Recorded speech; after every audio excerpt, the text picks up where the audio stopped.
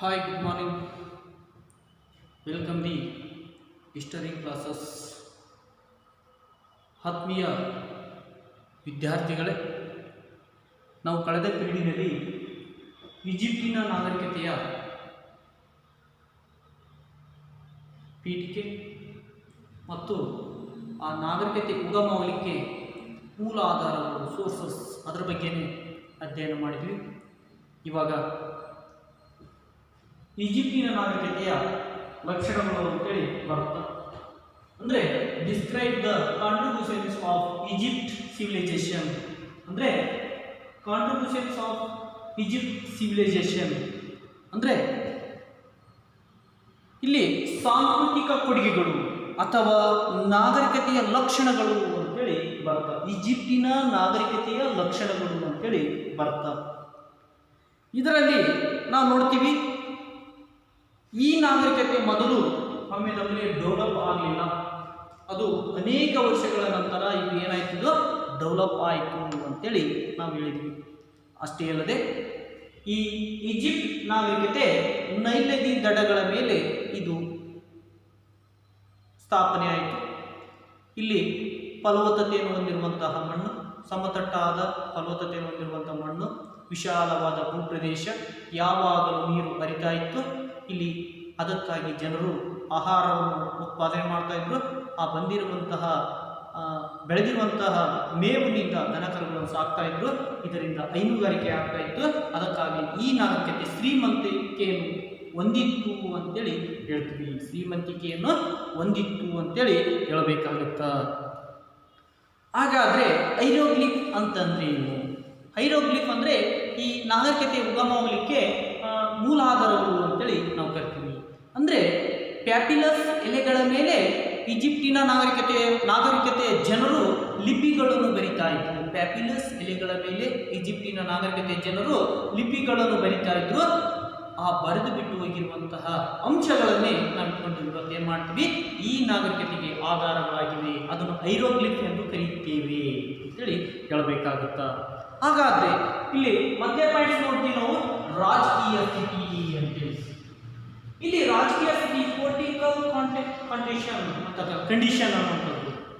ಇಲ್ಲಿ ಪೊಲಿಟಿಕಲ್ ಅನ್ನುವಂಥದ್ದು, ರಾಜಕೀಯ ಸ್ಥಿತಿ ಅನ್ನುವಂಥದ್ದು ಏನಿದೆಯಲ್ಲ, ಈ ರಾಜಕೀಯ ಸ್ಥಿತಿ ಅನ್ನುವಂಥದ್ದು ಆರಂಭಿಕ ಜನರು ಹಳ್ಳಿಗಳಲ್ಲಿ ವಾಸ ಮಾಡಿದ್ರು.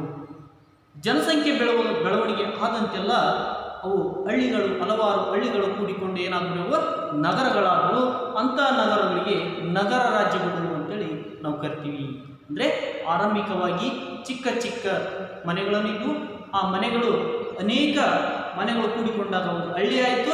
ಆ ಅನೇಕ ಹಳ್ಳಿಗಳು ಕೂಡಿಕೊಂಡಾಗ ನಗರಗಳಾಯಿತು. ಅಂಥ ನಗರಗಳಿಗೆ ನಗರ ರಾಜ್ಯಗಳು ಅಂತೇಳಿ ನಾವು ಕರೀಲಿಕ್ಕೆ ಪ್ರಾರಂಭವಾಯಿತು. ಅದಕ್ಕೋಸ್ಕರ ರಾಜ್ಯ ಮನೆತನಗಳ ಕಾಲವನ್ನು ಪೂರ್ವವೇದ ಕಾಲ ಅಂತೇಳಿ ನಾವು ಕರಿತೀವಿ. ರಾಜ್ಯ ಮನೆತನಗಳ ಕಾಲವನ್ನು ಏನು ಕರಿತೀವಿ ನಾವು? ಪೂರ್ವ ಮನೆತನಗಳ ಕಾಲ ಅಂತೇಳಿ ಕರಿಬೇಕಾಗುತ್ತೆ. ಅಂತಾರಾಜ್ಯ ಮನೆತನಗಳ ಕಾಲದಲ್ಲಿ, ಹೌದಾ, ಅಂತಾರಾಜ್ಯ ಮನೆತನಗಳ ಕಾಲದಲ್ಲಿ ಅಧಿಕಾರಕ್ಕಾಗಿ ಕಿತ್ತಾಟ, ಆಂತರಿಕ ಕದನಗಳು, ದ್ವೇಷಗಳು ಬೆಳೆಯಲಾರಂಭಿಸಿದವು ಅಂತಕ್ಕಂಥದ್ದು. ಅಂತಹ ಸಂದರ್ಭದಲ್ಲಿ ಅನೇಕ ರಾಜ್ಯಗಳಾಗಿ ಉಗಮವಾದವು ಅಂತಕ್ಕಂಥದ್ದು. ಅಂಥ ರಾಜ್ಯಗಳಲ್ಲಿ ಈಜಿಪ್ಟ್ ನಾಗರಿಕತೆ ಒಂದು ಅಂತಕ್ಕಂಥದ್ದು ಹೇಳಬೇಕಾಗುತ್ತೆ. ಈಜಿಪ್ಟಿನ ನಾಗರಿಕತೆಯು 3000 ವರ್ಷಗಳ ಅವಧಿಯಲ್ಲಿ, ಈಜಿಪ್ಟಿನ ನಾಗರಿಕತೆ ಎಷ್ಟು ವರ್ಷದ ಇತಿಹಾಸ ಇದೆ? 3000 ವರ್ಷಗಳ ಅವಧಿಯಲ್ಲಿ 30 ರಾಜ್ಯ ಮನೆತನಗಳು ಆಳ್ವಿಕೆ ಮಾಡಿದ್ರು ಅಂತಕ್ಕಂಥದ್ದು ಹೇಳಬೇಕಾಗುತ್ತಾ. ಎಷ್ಟು? 30 ಮನೆತನಗಳು ಮಾತ್ರ ಇಲ್ಲಿ ಆಳ್ವಿಕೆ ಮಾಡಿದ್ರು. ಹೌದಾ? ಈಜಿಪ್ಟಿನ ನಾಗರಿಕತೆಯಲ್ಲಿ ಎಷ್ಟು ರಾಜ್ಯ ಮನೆತನಗಳು ಆಳ್ವಿಕೆ ಮಾಡಿದ್ರು ಅಂದರೆ 30 ರಾಜ್ಯ ಮನೆತನಗಳು ಇಲ್ಲಿ ಏನು ಮಾಡಿದ್ವಿ, ಇಲ್ಲಿ ಆಳ್ವಿಕೆ ಮಾಡಿದ್ರು ಅಂತೇಳಿ ಹೇಳಬೇಕಾಗುತ್ತಾ. ಅಷ್ಟೇ ಅಲ್ಲದೆ 7 ತಲೆಮಾರುಗಳು ಇಲ್ಲಿ ಇದ್ದು ಅಂತಕ್ಕಂಥದ್ದು, 7 ತಲೆಮಾರುಗಳು ಮಾತ್ರ ಇಲ್ಲಿ ಉಳಿಯಿದ್ದು ಅಂತಕ್ಕಂಥದ್ದು ಹೇಳಬೇಕಾಗುತ್ತೆ. ಹಾಗಾದರೆ ಅಂತಾರಾಜ್ಯವನ್ನು ನಾವು ಏನಂತ ಕರಿತೀವಿ? ಈಜಿಪ್ಟಿನ ರಾಜಕೀಯ ಮಾಡ್ತಕ್ಕಂಥ ರಾಜ್ಯವನ್ನು ಏನಂತ ಕರಿತೀವಿ ಅಂದರೆ ಫೇರೋಗಳು ಅಂತೇಳಿ ನಾವು ಕರಿತೀವಿ. ಏನಂತ ಕರಿತೀವಿ? ಇಲ್ಲಿ ಈಜಿಪ್ಟಿನ ರಾಜ್ಯವನ್ನು ಏನೆಂದು ಕರೆಯುತ್ತಾರೆ ಅಂದರೆ ಫೇರೋಗಳು ಎಂದು ಕರೆಯುತ್ತಾರೆ. ಹೌದಾ? ಫೇರೋಗಳು ಫುಲ್ ಅಧಿಕಾರ, ಪವರ್ ಅನ್ನುವಂಥದ್ದಿತ್ತು. ಹೌದಾ? ಫೇರೋಗಳನ್ನು ಜನರು ಭೂಮಿಯ ಮೇಲೆ ಇರುವಂತಹ ದೇವರು, ಅವರು ನಮ್ಮ ಪ್ರತಿನಿಧಿಗಳು, ನಮ್ಮನ್ನು ಕಾಪಾಡುವಂಥ ವ್ಯಕ್ತಿಗಳು ಎನ್ನುವಂತಹ ಮನೋಭಾವ ಯಾರಿಗಿದ್ದರೆ ಪ್ರಜೆಗಳಿಗಿರುವಂತಕ್ಕಂಥದ್ದು, ಬೇರೆ ಯಾರಿಗಿರಲಿಲ್ಲ ಅಂತಕ್ಕಂಥದ್ದು. ಇವರಿಗೆ ಸಂಪೂರ್ಣವಾಗಿರುವಂತಹ ಅಧಿಕಾರ ಫೇರೋಗಳಿಗಿತ್ತು ಅಂತಕ್ಕಂಥದ್ದು. ಫೇರೋಗಳಂದರೆ ಈಜಿಪ್ಟಿನ ರಾಜರನ್ನು ನಾವು ಫೇರೋಗಳು ಅಂತೇಳಿ ಕರಿತೀವಿ, ಹೌದಾ. ಸಂಪೂರ್ಣವಾಗಿರುವಂತಹ ಅಧಿಕಾರ ಇವ್ರಿಗಿತ್ತು. ಅಷ್ಟೇ ಅಲ್ಲದೆ ಇವರು ಅನೇಕ ಸಂಸ್ಥೆಗಳನ್ನು ತಮ್ಮ ನಿಯಂತ್ರಣದಲ್ಲಿಟ್ಟುಕೊಂಡು, ಜನರನ್ನು ತಮ್ಮ ನಿಯಂತ್ರಣದಲ್ಲಿಟ್ಟುಕೊಂಡು ಇವರು ಆಡಳಿತವನ್ನು ನಡೆಸ್ತಾ ಇದ್ರು ಅಂತಕ್ಕಂಥದ್ದು ಹೇಳಬೇಕಾಗತ್ತಾ. ಅನೇಕ ಕೇಂದ್ರ ಸರ್ಕಾರ ಆಗಿರ್ಬೋದು, ಹೌದಾ, ಪರಮಾಧಿಕಾರ ರಾಜ್ಯ ಸಂಸ್ಥೆ ಆಗಿರ್ಬೋದು, ಸುನಿಯಂತ್ರಿತ ಆಡಳಿತ ವ್ಯವಸ್ಥೆ ಆಗಿರ್ಬೋದು, ಕಟ್ಟುನಿಟ್ಟಿನ ಕಾನೂನುಗಳನ್ನು ಇವರು ಪಾಲನೆ ಮಾಡ್ತಕ್ಕಂಥವ್ರು. ಅಷ್ಟೇ ಅಲ್ಲದೆ ರಾಜಕೀಯ ವ್ಯವಸ್ಥೆಯ ಮೂಲ ಲಕ್ಷಣಗಳಾಗಿದ್ದು ಅಂತಕ್ಕಂಥದ್ದು ಹೇಳಬೇಕಾಗುತ್ತಾ. ಇಂಥ ಲಕ್ಷಣಗಳನ್ನು ಇವರು ಒಳಗೊಂಡಿದ್ದು ಅಂತಕ್ಕಂಥದ್ದು. ಅಷ್ಟೇ ಅಲ್ಲದೆ ಈ ಫೇರೋಗಳು ಮುಂದೆ ಮೀನಸ್ ಅನ್ನುವಂತಹ ಒಂದು ರಾಜಧಾನಿಯನ್ನಾಗಿ, ಮೀನಸನ್ನು ರಾಜಧಾನಿಗಳನ್ನಾಗಿ ಮಾಡಿಕೊಂಡಿರುವಂತಕ್ಕಂಥದ್ದು. ಮುಂದೆ ಮೆಫಿಸ್ ಅನ್ನುವಂಥವನು ಇಲ್ಲಿ ಬರ್ತಾನೆ. ಮೆಫಿಸ್ ಅನ್ನುವಂಥದ್ದು ಇವರ ರಾಜಧಾನಿ ಆಗುತ್ತೆ ಅಂತಕ್ಕಂಥದ್ದು ಹೇಳಬೇಕಾಗುತ್ತಾ. ಅಂದರೆ ಫೇರೋಗಳು ಮೀನಸ್ ಅನ್ನುವಂಥದ್ದು ಉತ್ತರ ಮತ್ತು ದಕ್ಷಿಣ ಈಜಿಪ್ಟಿನ ಒಗ್ಗೂಡಿಸಿರುವಂತಕ್ಕಂಥದ್ದು. ಫೇರೋಗಳು ಅಧಿಕಾರಕ್ಕೆ ಬಂದ ಮೇಲೆ ಏನಾಗುತ್ತಂದರೆ ಮೆಫಿಸ್ ಮತ್ತು ಮೀನಸ್ ಎನ್ನುವಂತಹ ಭಾಗಗಳನ್ನು ಏನು ಮಾಡ್ತಾರೆ ಅಂದರೆ ಈ ಫೇರೋಗಳು ಒಂದುಗೂಡಿಸಿದ್ರು. ಅಂದರೆ ಉತ್ತರ ಮತ್ತು ದಕ್ಷಿಣ ಭಾಗವನ್ನು ಇವರು ಒಂದುಗೂಡಿಸಿದಂಥ ಕೀರ್ತಿ ಇವರಿಗೆ ಬರುತ್ತೆ ಅಂತಕ್ಕಂಥದ್ದು. ಅಷ್ಟೇ ಅಲ್ಲದೆ ಈ ರಾಜ್ಯ ಮನೆತನಗಳ ಕಾಲದಲ್ಲಿ 3 ರಾಜ್ಯ ಮನೆತನಗಳ ಕಾಲ ಅಂತೇಳಿ ನಾವು ನೋಡ್ತೀವಿ. ಫೇರೋಗಳ ರಾಜ್ಯ ಮನೆತನ ಕಾಲವನ್ನು ಎಷ್ಟು ಮಾಡ್ತೀವಿ ನಾವು? ರಾಜ್ಯ ಮನೆತನಗಳ ಕಾಲವನ್ನು 3 ಘಟ್ಟಗಳನ್ನಾಗಿ ಮಾಡ್ತೀವಿ. ಅದರಲ್ಲಿ ಹಳೆಯ ರಾಜ್ಯ ಮನೆತನಗಳ ಕಾಲ ಅಂದರೆ the credit of old Kingdom ಅನ್ನುವಂಥದ್ದು ಹಳೆ ರಾಜ್ಯ ಮನೆತನಗಳ ಕಾಲ ಅಂತಕ್ಕಂಥದ್ದು ಬರುತ್ತೆ. ಈ ಹಳೆ ರಾಜ್ಯ ಮನೆತನಗಳ ಕಾಲ ಅಂದಾಗ ಪಿರಮಿಡ್ಗಳ ಕಾಲ ಅಂತೇಳಿ ನಾವು ಕರಿತೀವಿ. ಈ ಕಾಲದಲ್ಲಿ ಬಲಿಷ್ಠವಾಗಿ ಆಳ್ವಿಕೆ ಮಾಡ್ತಕ್ಕಂಥವ್ರು ಅಂದರೆ ಫೇರೋಗಳು ಅಂತೇಳಿ ನಾವು ಕರಿಬೇಕಾಗುತ್ತಾ. ಈ ಫೇರೋಗಳು ಅತ್ಯಂತ ಉತ್ತಮವಾದ ಆಡಳಿತವನ್ನು ಕೊಟ್ಟಿರ್ತಕ್ಕಂಥವ್ರು. ಅಷ್ಟೇ ಅಲ್ಲದೆ ಇವರಿಗೆ ಒಂದು ಸಭೆ ಇತ್ತು. ಆ ಸಭೆ ಯಾವುದಪ್ಪ ಅಂದರೆ ವಿಜಿರಾ ಅಂತೇಳಿ ನಾವು ಕರಿತೀವಿ. ಯಾರೇ ವಿಜಿರಾ?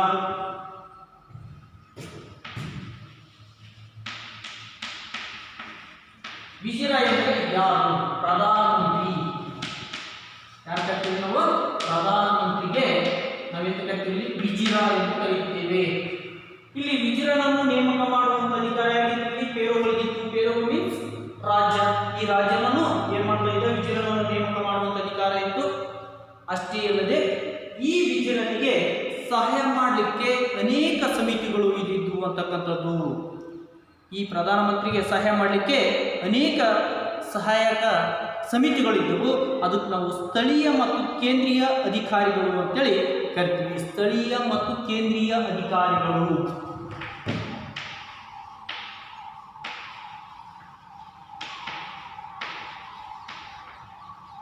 ಕೇಂದ್ರೀಯ ಅಧಿಕಾರಿಗಳ ಸಮಿತಿ ಅಂತೇಳಿ ಕರಿತೀವಿ. ಹಾಗೆ ವಿಜಿರನಿಗೆ ಸಹಾಯ ಮಾಡಲಿಕ್ಕೆ ಸ್ಥಳೀಯ ಮತ್ತು ಕೇಂದ್ರೀಯ ಸಮಿತಿ ಅನ್ನುವಂಥದ್ದು ಇತ್ತು. ಇವರು ಏನು ಮಾಡ್ತಾ ಇದ್ರಪ್ಪ ಅಂದರೆ ಖಜಾನೆ, ನ್ಯಾಯಾಂಗ, ಹೌದಾ, ತೆರಿಗೆ, ಕಾನೂನು ಸುವ್ಯವಸ್ಥೆ ಪಾಲನೆ ಇಂಥ ಅಂಶಗಳನ್ನು ಇವರು ಲೆಕ್ಕಪತ್ರಗಳನ್ನು ಇಡುವಂಥ ಒಂದು ವ್ಯವಸ್ಥೆ ಇವರಲ್ಲಿತ್ತು. ಅಂದರೆ ಕಾನೂನು ರಕ್ಷಣೆ ಮಾಡುವುದಾಗಿರ್ಬೋದು, ತೆರಿಗೆ ರಕ್ಷಣೆ ಮಾಡುವುದಾಗಿರ್ಬೋದು, ಕಾನೂನು ಪಾಲನೆ, ತೆರಿಗೆ ರಕ್ಷಣೆ, ಅಷ್ಟೇ ಅಲ್ಲದೆ ಆಡಳಿತ ನಿರ್ವಹಣೆ ಮಾಡಿಕೊಂಡು ಹೋಗುವುದಾಗಿರ್ಬೋದು, ಶಾಂತಿ ಕಾಪಾಡುವುದಾಗಿರ್ಬೋದು, ಸರ್ಕಾರದ ಲೆಕ್ಕಪತ್ರಗಳನ್ನು ಇಡುವಂಥದ್ದಾಗಿರ್ಬೋದು, ಎಲ್ಲ ಅಂಶಗಳನ್ನು ಸಹಿತ ಯಾರು ಮಾಡಿಕೊಂಡು ಹೋಗ್ತಾ ಇದ್ದೇನೆ? ಈ ಸ್ಥಳೀಯ ಮತ್ತು ಕೇಂದ್ರೀಯ ಅಧಿಕಾರಿಗಳು ನೋಡ್ಕೊಂಡು ಹೋಗ್ತಾ ಇದ್ರು. ಇವರು ಎಲ್ಲಿ ಕಳಿಸ್ತಾ ಇದ್ದಾರೆ? ದಾಖಲೆಗಳನ್ನು ವಿಜಯನಿಗೆ ಕಳಿಸ್ತಾ ಇದ್ರು. ವಿಜಯ ಎಲ್ಲಿ ಕಳಿಸ್ತಾ ಇದ್ದಂದ್ರೆ ರಾಜ್ಯಕ್ಕೆ ಕಳಿಸ್ತಾ ಇದ್ರು. ಈ ರಾಜ್ಯ ಮಾತಾಡ್ತಂದ್ರೆ ಇವರ ಅಂಶಗಳನ್ನು ಪಾಲನೆ ಮಾಡುವಂಥದ್ದು. ಪಾಲನೆ ಮಾಡಿ ಆ ಭಾಗದಲ್ಲಿ ತುರ್ತು ಪರಿಸ್ಥಿತಿ ಬಂದಾಗ ಏನಾದ್ರು ಭೂಕಂಪ ಪ್ರಳಯ ಆಗಿತ್ತಂದ್ರೆ ಅವರಿಗೆ ಪರಿಹಾರ ಕೊಡ್ತಕ್ಕಂಥ ಅಧಿಕಾರ ಆಗಿದ್ದರೆ ರಾಜನಿಗಿತ್ತು. ರಾಜ ವಿಜಯನಿಗೆ ಇದು ಮಾಡ್ತಾ ಇದ್ದ. ವಿಜಯನ ಏನ್ ಮಾಡ್ತಾ ಇದ್ದ? ಕೇಂದ್ರೀಯ ಮತ್ತು ಸ್ಥಳೀಯ ಅಧಿಕಾರಿಗಳಿಗೆ ಮಾಹಿತಿ ಕೊಡುವುದು, ಅಲ್ಲಿ ಸಮಸ್ಯೆಗಳನ್ನು ಪಾಲನೆ ಮಾಡುವುದು, ಕಾನೂನು ಸುವ್ಯವಸ್ಥೆ ಕಾಪಾಡುವುದು, ಒಟ್ಟಾರೆ ಇಂಥ ಅಂಶಗಳನ್ನು ಪರಿಪಾಲನೆ ಮಾಡುವಂಥದ್ದು ಇಲ್ಲಿ ವಿಜಯದಾಗಿತ್ತು. ಅಂದರೆ ಒಬ್ರಿಗೊಬ್ರು ಇಲ್ಲಿ ಪರಿಪಾಲನೆ ಮಾಡುವಂಥದ್ದು ಇಲ್ಲಿ ಕಂಡು ಬಂದಿತ್ತು ಅಂತಕ್ಕಂಥದ್ದು ಯಾರ ಆಳ್ವಿಕೆ ಕಾಲದಲ್ಲಿ ನಾವು ನೋಡ್ತೀವಿ? ಹಳೆ ರಾಜ್ಯ ಮಂತ್ರಿಗಳ ಆಳ್ವಿಕೆ ಕಾಲದಲ್ಲಿ ನೋಡ್ತಕ್ಕಂಥದ್ದು. ಅದೇ ರೀತಿಯಾಗಿ ಮಧ್ಯ ರಾಜ್ಯ ಮಂತ್ರಿಗಳ ಕಾಲ ಅಂತೇಳಿ the period of medieval kingdom, the period of medieval kingdom ಅಂದ್ರೆ ಮಧ್ಯ ರಾಜ್ಯ ಮನೆತನಗಳ ಕಾಲ ಅಂತೇಳಿ ಬರ್ತಾ. ಮಧ್ಯ ರಾಜ್ಯ ಮನೆತನಗಳ ಕಾಲ ಅಂದಾಗ ಇಲ್ಲಿ ಭೂಮಾಲೀಕರ ಕಾಲ ಅಂತಕ್ಕಂಥದ್ದು ಬರುತ್ತದೆ. ಈ ಭೂಮಾಲೀಕರ ಅವಧಿಯಲ್ಲಿ ಜಮೀನ್ದಾರರು ಮತ್ತು ಸರ್ದಾರರು ಬೇರೆಯವರಿಗಿಂತ ಹೆಚ್ಚು ಶಕ್ತಿಶಾಲಿಗಳಾಗಿದ್ದರು. ಜಮೀನ್ದಾರರು ಮತ್ತು ಸರ್ದಾರರು ಯಾರ್ಯಾರು? ಜಮೀನ್ದಾರರು ಮತ್ತು ಸರ್ದಾರರು ಇಬ್ಬರು ಯಾರಿಗಿಂತ ಹೆಚ್ಚು ಅಧಿಕಾರವನ್ನು ಹೊಂದಿದ್ದವರು? ಈ ರಾಜ್ಯಕ್ಕಿಂತ ಹೆಚ್ಚು ಅಧಿಕಾರವನ್ನು ಹೊಂದಿದ್ರು. ಯಾರ್ಯಾರು? ಜಮೀನ್ದಾರರು ಮತ್ತು ಸರ್ದಾರರು ಈ ಬೇರೆಯವರಿಗಿಂತ ಹೆಚ್ಚು ಅಧಿಕಾರವನ್ನು ಹೊಂದಿದ್ರು. ಯಾವ ಮನೆತನಗಳ ಕಾಲದಲ್ಲಿ? ಮಧ್ಯ ರಾಜ್ಯ ಮನೆತನಗಳ ಕಾಲದಲ್ಲಿ ಹೆಚ್ಚಿನ ಅಧಿಕಾರ ಅನ್ನುವಂಥದ್ದು ಜಮೀನ್ದಾರರು ಮತ್ತು ಸರ್ದಾರರು ಹೊಂದಿದ್ರು. ಅಷ್ಟೇ ಅಲ್ಲದೆ ಬೇರೆಯವರಿಗೆ ಸಂಪೂರ್ಣವಾಗಿರುವಂತಹ ಈ ಅಧಿಕಾರ ಇರಲಿಲ್ಲ. ಯಾವ ಸಂದರ್ಭದಲ್ಲಿ? ಮಧ್ಯ ರಾಜ್ಯ ಮನೆತನಗಳ ಕಾಲದಲ್ಲಿ. ಹೌದಾ? ಇವರು ಹೆಚ್ಚು ಶಕ್ತಿಶಾಲಿಗಳಾಗಿದ್ರು. ಇವರಿಬ್ಬರ ನಡುವೆ ಏನಾಗ್ತಾ ಇತ್ತಪ್ಪ ಅಂದ್ರೆ ಆಂತರಿಕ ಕದನಗಳು ಅನ್ನುವಂಥದ್ದು ಕಂಡು ಬಂತು ಅಂತಕ್ಕಂಥದ್ದು ಹೇಳಬೇಕಾಗುತ್ತೆ. ಯಾರ ನಡುವೆ? ಜಮೀನ್ದಾರರು ಮತ್ತು ಸರ್ದಾರ ನಡುವೆ ಆಂತರಿಕ ಕದನಗಳು ಅನ್ನುವಂಥದ್ದು ಪ್ರಾರಂಭವಾಯಿತು. ಪ್ರಾರಂಭವಾದಾಗ ಇಬ್ಬರ ನಡುವೆ ಕಚ್ಚಾಟ ಆಯಿತು. ಕಚ್ಚಾಟವಾದಾಗ ಅಂಥ ಸಂದರ್ಭದಲ್ಲಿ ಮುಂದೆ ಇಬ್ಬರ ನಡುವೆ ಕಚ್ಚಾಟ ಆದಾಗ ಮೂರನೇದವನಿಗೆ ನ್ಯಾಯ ಬರ್ತ ಅಂತ ಹೇಳ್ತೀವಿ. ಈ ಆಂತರಿಕ ಯುದ್ಧದಲ್ಲಿ ಬೇರೆಗಳ ಆಳ್ವಿಕೆ ಮತ್ತೆ ಪ್ರಾರಂಭವಾಗುತ್ತೆ. ಯಾಕಂದ್ರೆ ಜಮೀನ್ದಾರ ನನಗೆ ಅಧಿಕಾರ ಬೇಕಂದ್ರೆ, ಸರ್ದಾರ ನನಗೆ ಅಧಿಕಾರ ಬೇಕಂತ ಇಬ್ಬರ ನಡುವೆ ಅಧಿಕಾರವನ್ನು ಕ್ಯಾನ್ಸಲ್ ಮಾಡಿ ಮತ್ತೆ ಯಾರ ಅಧಿಕಾರಕ್ಕೆ ಬರ್ತಾರೆ? ಬೇರೆಗಳು ಅಧಿಕಾರಕ್ಕೆ ಬರ್ತಾರೆ. ಬೇರೆಗಳು ಅಧಿಕಾರಕ್ಕೆ ಬಂದಂಥ ಸಂದರ್ಭದಲ್ಲಿ ಬೇರೆ ಮನೆತನದಲ್ಲಿ ಪ್ರಸಿದ್ಧರಾಗಿರುವಂಥದ್ದು ಯಾರಿರಲಿಲ್ಲ, ಒಬ್ರು ಮಾತ್ರ ಇದ್ರು. ಅಮೇನ್ ಓಟಪ್ ಅನ್ನುವಂಥವ್ರು. ಒಂದನೇ ಅಮೇನ್ ಓಟಪ್.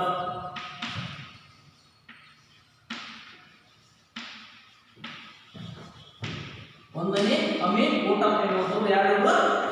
ಬೇರೋ ರಾಜ್ಯ ಮನೆತನಗಳ ಕಾಲದಲ್ಲಿ ಒಬ್ಬರು ಮಾತ್ರ ಇದ್ರು. ಅವರು ಮತ್ತೆ ಅಧಿಕಾರವನ್ನು ತೆಗೆದುಕೊಂಡು ಅಂತಕ್ಕಂಥದ್ದು ಅವಾಗ ಈ ಜಮೀನ್ದಾರ ಸರ್ದಾರ ಅಧಿಕಾರಿಗಳಲ್ಲಿ ಕೊನೆಗೊಳ್ಳುತ್ತೆ. ಯಾವ ಆಳ್ವಿಕೆ ಕಾಲದಲ್ಲಿ? ಮಧ್ಯ ರಾಜ್ಯ ಮನೆತನಗಳ ಆಳ್ವಿಕೆ ಕಾಲದಲ್ಲಿ ಇವರ ಅಧಿಕಾರ ಅನ್ನುವಂಥದ್ದು ಮೊಟಕುಗೊಳ್ಳುತ್ತೆ, ಕೊನೆಗೊಳ್ಳುತ್ತೆ ಅಂತಕ್ಕಂಥದ್ದು ಹೇಳಬೇಕಾಗತ್ತ. ನೆಕ್ಸ್ಟ್ ಹೊಸ ರಾಜ್ಯ ಮನೆತನಗಳ ಕಾಲ ಅಂತಕ್ಕಂಥದ್ದು ಬರ್ತದೆ. ಯಾವ ಮನೆತನಗಳ ಕಾಲ? ಹೊಸ ರಾಜ್ಯ ಮನೆತನಗಳ ಕಾಲದಲ್ಲಿ ಇಲ್ಲಿ ರಾಜ್ಯರು ಬಲಿಷ್ಠವಾದ ಸೈನಿಕ ಶಕ್ತಿಯನ್ನು ಸಂಘಟಿಸಿ ಸಾಮ್ರಾಜ್ಯವನ್ನು ಕಟ್ಟಿದರು. ರಾಜ್ಯರು ಬಲಿಷ್ಠವಾದ ಶಕ್ತಿ ಬಣವನ್ನು ಕಟ್ಟಿ ಸಾಮ್ರಾಜ್ಯವನ್ನು ಕಟ್ಟಿಕೊಂಡರು. ಅಂಥದ್ರಲ್ಲೇ ಈ ವಂಶದ ಹೊಸ ಪ್ರದೇಶಗಳನ್ನು ಗೆದ್ದುಕೊಂಡು, ಅಂದರೆ ಒಂದನೇ ತಟ್ ಮೋಸಸ್ ಎನ್ನುವಂಥವನು ಈ ಒಂದು ಪ್ರದೇಶಗಳನ್ನು ಗೆದ್ದುಕೊಂತಾನೆ. ಅಂದರೆ ಒಂದನೇ ಅಮೀನ್ ಓಟಪ್ ಎನ್ನುವಂಥ ವ್ಯಕ್ತಿಯನ್ನು ಸೋಲಿಸಿ, ಯಾರಂದ್ರೆ ಒಂದನೇ ತಟ್ ಮೋಸಸ್ ಎನ್ನುವಂಥವನು, ಒಂದನೇ ತಟ್ ಮೋಸಸ್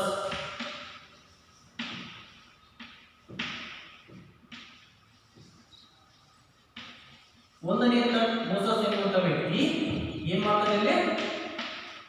ಇವರನ್ನು ಸೋಲಿಸ್ತಾನೆ. ಯಾರನ್ನ? ಅಮೀನ್ ಓಟಪ್ ಎನ್ನುವಂಥ ವ್ಯಕ್ತಿಯನ್ನು ಸೋಲಿಸಿ ಇವರ ಪ್ರದೇಶಗಳನ್ನು ಈಗೇನ್ ಮಾಡ್ತಾರೆ? ವಶಪಡಿಸ್ಕೊಂತಾರೆ. ಯಾರ ಪ್ರದೇಶಗಳು? ಒಂದನೇ ಅಮೀನ್ ಓಟಪ್ನ ಪ್ರದೇಶಗಳನ್ನು ಈತ ವಶಪಡಿಸಿಕೊಂತಾನೆ. ಯಾರು? ಒಂದನೇ ತಟ್ ಮೋಸಸ್ ಎನ್ನುವಂಥ ವ್ಯಕ್ತಿ ಗೆದ್ದುಕೊಂಡು ತನ್ನ ಸಾಮ್ರಾಜ್ಯ ವಿಸ್ತಾರ ಮಾಡಿಕೊಂಡ. ಈತನು ಪತನ ಹೊಂದಿದ ಮೇಲೆ ಈತನ ಮಗಳಾಗಿರುವಂಥ ಗಂಡು ಮಕ್ಕಳು ಇರೋದಿಲ್ಲ. ಯಾರಿಗೆ? ಒಂದನೇ ತಟ್ ಮೋಸಸ್ಸರಿಗೆ ಗಂಡು ಮಕ್ಕಳು ಇಲ್ಲದಕ್ಕಾಗಿ ಈತನ ಮಗಳೇ ಯಾರಪ್ಪ ಅಂದ್ರೆ ಅತ್ಸೆ ಪುಟ್ಸ್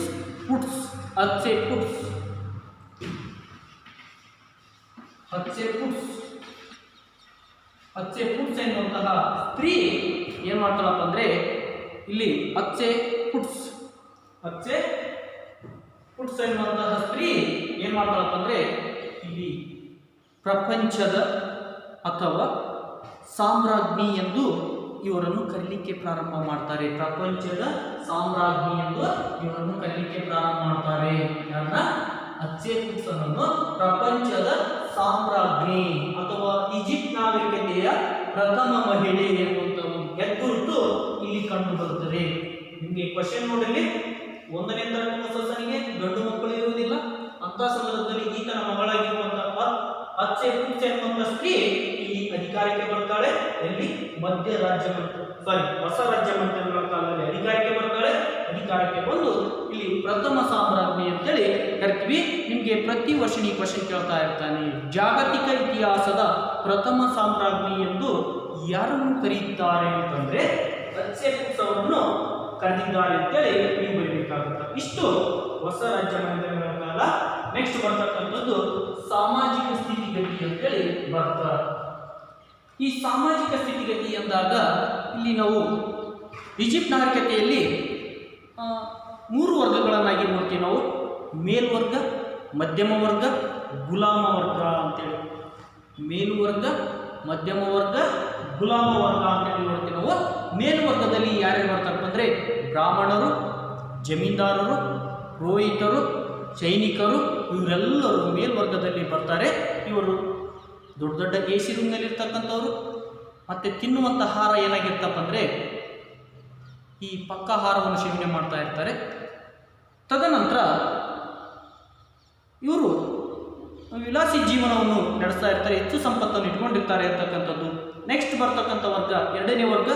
ಇಲ್ಲಿ ಯಾರ್ಯಾರು ಬರ್ತಾರಪ್ಪ ಅಂದರೆ ಕುಶಲಕರ್ಮಿಗಳು, ಲಿಪಿಕರು, ವ್ಯಾಪಾರಿಗಳು, ರೈತಾಪಿ ವರ್ಗದವರು. ಇವರು ಈ 2ನೇ ವರ್ಗದಲ್ಲಿ ಬರ್ತಾರೆ. 3ನೇ ವರ್ಗದಲ್ಲಿ ಇವರಿಬ್ಬರ ಸೇವೆಯನ್ನು ಮಾಡ್ತಕ್ಕಂಥ ವರ್ಗವೇ ಗುಲಾಮಿ ವರ್ಗ ಅಂತೇಳಿ ನಾವು ಕರಿತೀವಿ, ಕೆಳವರ್ಗ ಅಂತೇಳಿ ಕರಿತೀವಿ. ಇಷ್ಟು ಸಾಮಾಜಿಕ ವರ್ಗ ಅಂದರೆ ಇಷ್ಟು ಬರುತ್ತೆ. ತದನಂತರ ನೆಕ್ಸ್ಟ್ ಬರ್ತಕ್ಕಂಥದ್ದು ಮಹಿಳೆಯರ ಸ್ಥಿತಿಗತಿ, ಸ್ಟೇಟಸ್ ಆಫ್ ವುಮನ್ ಅಂತೇಳಿ ಕರಿತೀವಿ. ಸ್ಟೇಟಸ್ ಆಫ್ ವುಮನ್ ಅಂದರೆ ಮಹಿಳೆಯರ ಸ್ಥಾನಮಾನ ಹೆಂಗಿತ್ತು ಅಂತಕ್ಕಂಥದ್ದು. ಮಹಿಳೆಯರ ಸ್ಥಾನಮಾನ ಅಂತಕ್ಕಂಥದ್ದು ಇಲ್ಲಿ ಉತ್ತಮವಾಗಿತ್ತು ಅಂತೇಳಿ ನಾವು ನೋಡ್ತೀವಿ. ಯಾವ ಆಧಾರದಿಂದ ಉತ್ತಮವಾಗಿತ್ತು ಅಂದರೆ ಇಲ್ಲಿ ಹೊಸ ರಾಜ್ಯ ಮಂದಿರಗಳ ಕಾಲದಲ್ಲಿ 1ನೇ ಮೊದಲನ ಮಗಳಾಗಿರ್ತಕ್ಕಂಥ ಹತ್ಸೆಪುಟ್ಸ್ ಅವರು ಒಬ್ಬ ರಾಣಿಯಾಗಿ ಈ ಜಾಗತಿಕ ಇತಿಹಾಸದ ಪ್ರಥಮ ಸಾಮ್ರಾಜ್ಞಿಯಾಗಿ ಕಾರ್ಯವನ್ನು ನಿರ್ವಹಿಸಿರುವಂತಹ ಮೊದಲನೇ ಸ್ತ್ರೀ ಅಂತೇಳಿ ಕರಿತೀವಿ. ಅದಕ್ಕಾಗಿ ಈಜಿಪ್ಟ್ ನಾಗರಿಕತೆಯ ಸಾಮಾಜಿಕ ಸ್ಥಿತಿಗತಿಯಲ್ಲಿ ಮಹಿಳೆಯರ ಸ್ಥಿತಿಗತಿ ಏನಾಗಿತ್ತು, ಅವರ ಸ್ಟೇಟಸ್ ಉತ್ತಮವಾಗಿತ್ತು ಅಂತೇಳಿ ಹೇಳಬೇಕಾಗುತ್ತಾ. ಹಾಗಾದರೆ ಇವರು ಎಲ್ಲ ಕ್ಷೇತ್ರದಲ್ಲಿ ತಮ್ಮದೇ ಆಗಿರುವಂಥ ಸ್ಥಾನಮಾನವನ್ನು ಹೊಂದಿದ್ರು ಅಂತಕ್ಕಂಥದ್ದು ಜಗತ್ತಿನ ಮೊದಲನೇ ರಾಣಿ ಅಂತಕ್ಕಂಥದ್ದು ಹೇಳಬೇಕಾಗತ್ತೆ. ಇಲ್ಲಿ ಇನ್ನೊಂದು ಏನಿತ್ತಪ್ಪ ಅಂದರೆ ಕಾನೂನಿನಲ್ಲಿ ಮಹಿಳೆಯರಿಗೆ ಪಿತ್ರಾರ್ಜಿತ ಆಸ್ತಿಯಲ್ಲಿ ಸಮಪಾಲು ಕೊಡುವಂಥ ಒಂದು ಪದ್ಧತಿ ಇಲ್ಲಿ ಕಂಡು ಬರ್ತಾ ಇತ್ತು. ಮಹಿಳೆಯರಿಗೆ ಏನು ಮಾಡಬೇಕಾಗಿತ್ತು, ಅವರು ತಂದೆಯ ಆಸ್ತಿಯಲ್ಲಿ ಗಂಡು ಮಕ್ಕಳಿಗೆ ಎಷ್ಟು ಕೊಡ್ತೀವೋ ಆ ರೀತಿಯಾಗಿ ಹೆಣ್ಣುಮಕ್ಕಳಿಗೂ ಸಹಿತ ಕೊಡಬೇಕಾಗಿತ್ತು ಅಂತಕ್ಕಂಥದ್ದು.